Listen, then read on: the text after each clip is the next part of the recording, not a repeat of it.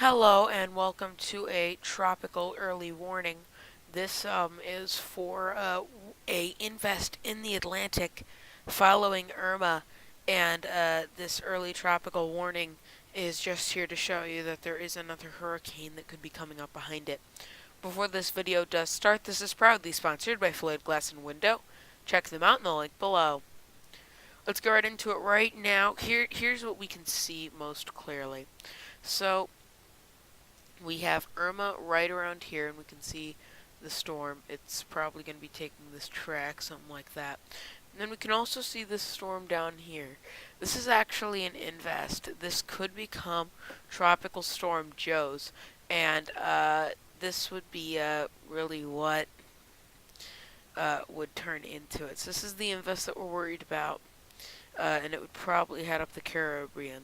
It's much farther south than Irma was, although Irma was gaining latitude for a while, and now it is losing latitude as it does head down south into the Caribbean.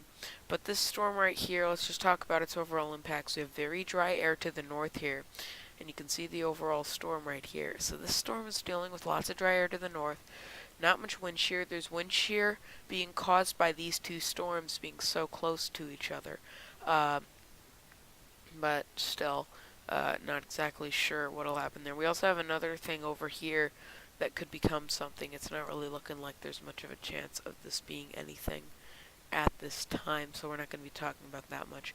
But yeah, our main attraction is this particular thing.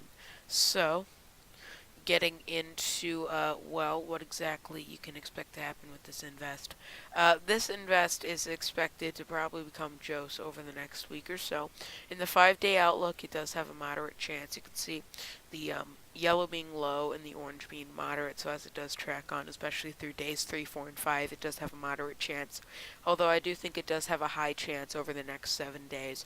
I'm just not exactly sure where it will develop.